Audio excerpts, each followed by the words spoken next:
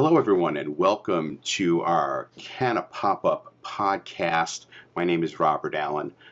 We're exclusively on the CannaCast network, and this is one of our inaugural podcasts for our Canna pop-up events. We're very excited about being able to bring you edutainment, information, food, infusions, networking, all things involving the Canna culture for all of you who are Canna curious. And I couldn't think of a better way to start off our podcast series than with our guest today, who's the marijuana mommy.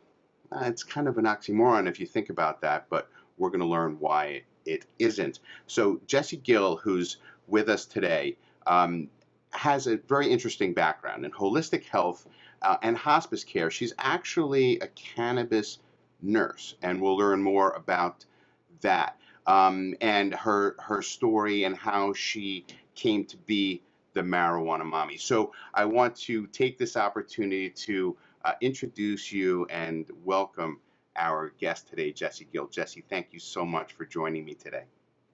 Hello, Robert. Thank you so much for having me on. I really appreciate it. Well, we've been learning a lot about you in our time leading up to our podcast, and I'm very excited to have you a part of it because you really do lend a very interesting perspective to cannabis as medicine in helping people with what ails them. And as we'll learn, marijuana and CBD especially is somewhat magical in a sense in some of the things that it does. But before we get started into finding out and exposing some of these myths and misunderstandings about cannabis, why don't you give our viewers just a little bit of a sense of who you are and your background? Sure. I'm a registered nurse, and about 4 years ago I was working as a hospice nurse and I was injured. I suffered a spinal injury that ended my bedside career. And, I started this really complex journey to try to heal. And unfortunately, I never quite did. I had a multi-level spinal fusion, which made me worse. I received all of the standard treatments and pharmaceuticals. And I was taking opiates and Valium around the clock, so every 6 to 8 hours, and a whole bunch of other pharmaceuticals. And this was about 2 years ago, and they said there was nothing else they could do for me. And my mom really pushed me to try cannabis, and I was very, very reluctant. I honestly didn't believe that it could help me. I was using so many pharmaceuticals, and I was like, if those didn't help, how could a plant help? And my mom really, really encouraged me, and the day that I tried it, I was able to stop the opiates and the Valium that same day, and then slowly able to stop my other pharmaceuticals. And, it hasn't healed me. I'm not magically better. I still have tons of challenges and issues, but it is a way better treatment than anything else I ever tried, and I tried a lot. So I was kind of blown away, and, I knew that if as a nurse, as a hospice nurse, as a pain specialist, that if I didn't understand how beneficial this plant could be, then there were a lot of other people out there who needed the knowledge, and I figured my story could help. And that's when I started Marijuana Mommy, to help share my story and to help teach about medical marijuana. Well, I commend you for that because really we know that we really can't claim that this treats or cures anything, but the anecdotal evidence is there. I mean, we see people being helped, and I think now more than ever we need to be in control of our own health care. And there are things that are perfectly legal right now that can kill you, and yet there's a relatively harmless plant that can do a lot of help, and yet we can't have access to that. And I think a lot of that is about misunderstanding and myths. So why don't we start off by the basics, right? Let's talk about what is the difference between hemp and marijuana? Where does the distinction lie? Sure. So, that's a common question. So it's kind of like all marijuana is hemp, but not all hemp is marijuana. So they're, they're members of the same group of plants. They're very similar, but when we think of it in layman's terms, and what we refer to in the industry as hemp, tends to be products that contain less than a certain percentage of THC. And when we can think about marijuana, it tends to be the plants that have a higher percentage of THC. Now, THC is the most popular and famous cannabinoid out of all the cannabinoids.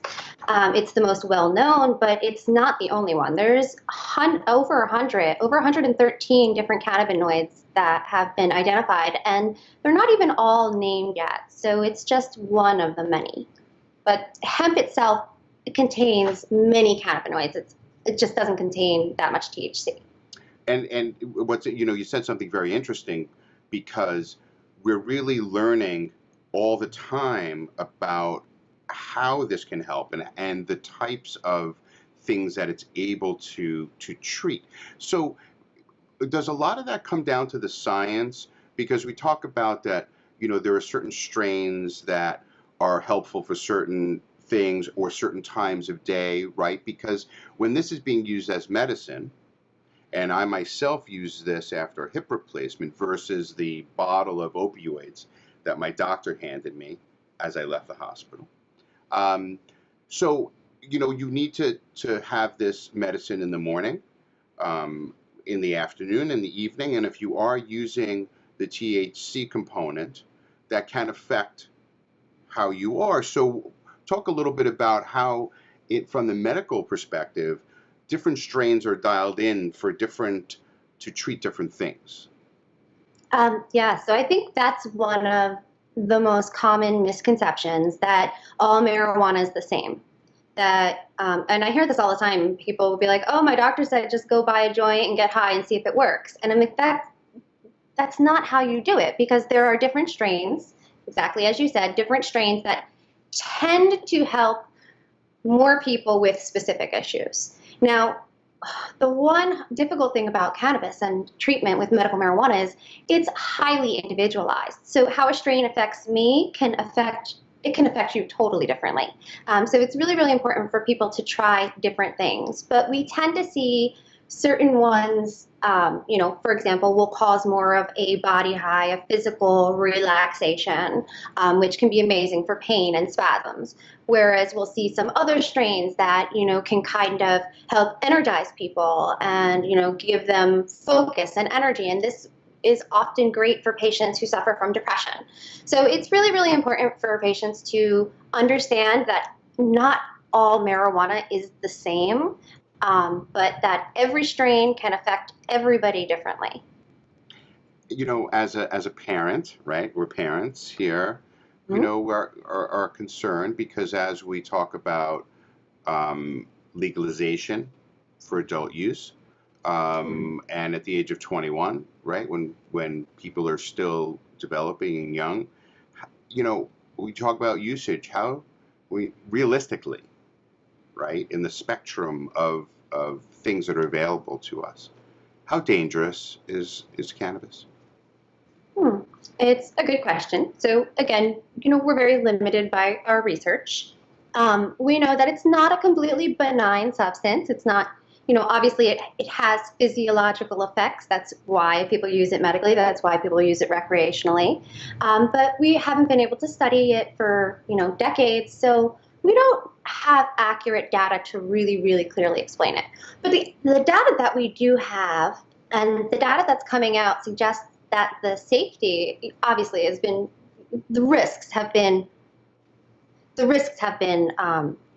blown way out of proportion. It's not nearly as dangerous as it's been presented. So it depends on which area you're talking about. Now, there was a recent, it was a comparative analysis published in 2015 that compared cannabis to a whole arrangement of other substances like tobacco and cocaine and alcohol.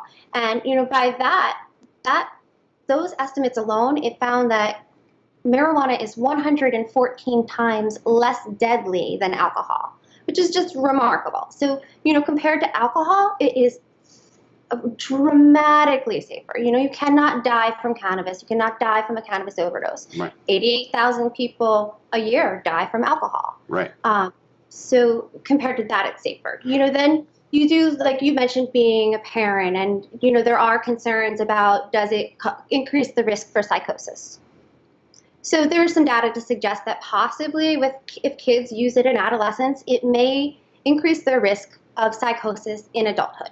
And as a parent, we want to do everything to give our kids the edge and give our kids the benefit and give them every possibility in life. So we're going to do everything we can to protect them. At the same time, whereas we see that might be a risk, if you look at the research, moving in childhood can cause the same risk of the increased risk of psychosis and equivalent to cannabis. It's I believe a 2 to 3% increase in risk.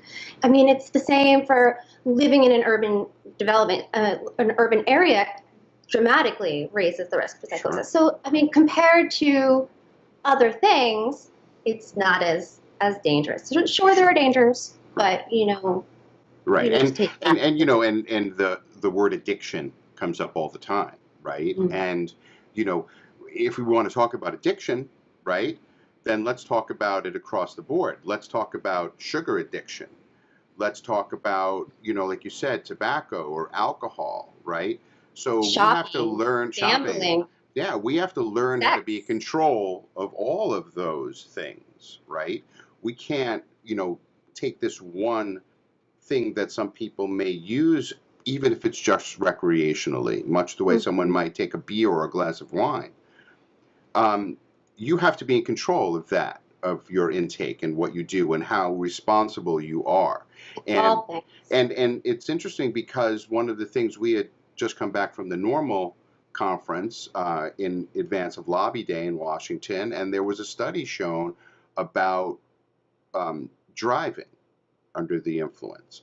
And the evidence showed that people who were under the influence of cannabis versus alcohol were far more cautious when driving and were more inclined to say, hey, you know what? I'm a little bit too high. I'm not driving. Whereas, with alcohol, just the opposite, that carelessness becomes. So I think putting it all into perspective and doing that. And now when we look at it, right, of the consumption, of how many people need this medicine, whether it's available in their state as medical marijuana in a marijuana program, or the necessity of getting it on, what's known as the black market, right, the underground, from your local drug dealer, right? It's amazing that we're forced to do that in this country in this day and age, to go put ourselves at risk when I can go to Walgreens or CVS and pick up Tylenol for my headache without having to register for anything or tell anyone I'm using this particular medication to get rid of my headache, and I can grow tomatoes in my backyard. But cannabis is a very evil plant, apparently. So. I say all the time, as a hospice nurse, I was able to walk into any pharmacy, well, not any pharmacy, but many, many pharmacies, and I could walk out within 15 minutes with a bottle of morphine, with very, very little checks and not even a physical prescription. And, they've cracked down on it a little bit more since then. But, to get medical marijuana, it's a small fortune in New Jersey, and you have to jump through hoops. It's bonkers. Yes, yeah, and it shouldn't be. And we are all working towards a common goal of making this medicine available to all who desire it and all who need it, and in short order. This should not be taking, it's interesting, Normal has been on the scene for 48 years, fighting for the legalization of marijuana, to end this prohibition that we're in, and that to me is just pure insanity. It is. So hopefully we will see that all change in short order. Shifting gears a little bit, we are very excited that you will be part of our upcoming pop-up event. Yes, I'm very excited about that. At the end of September 27th. I encourage everyone to head on over to cannapopup.com for more information on that. But how can our viewers find out a little bit more about you and Marijuana Mommy? Where can they go to? You can come by marijuanamommy.com. You'll find everything right there. Perfect. So, Jesse, thank you so much for spending the time with us today and helping to dispel some of the myths and the stigma attached to this, because it really does not make a whole lot of sense. And I am proud to be aligned with people like yourself who are on this crusade to end this modern day prohibition and to let more people be helped by this plant. So thank you. Yeah, it is time. That's perfect. And So, thank you for what you guys are doing, and thank you for having me on. I really appreciate it. well, it was a pleasure, and we're looking forward to seeing you at our Canna pop-up in Montclair on September 27th. So thank you.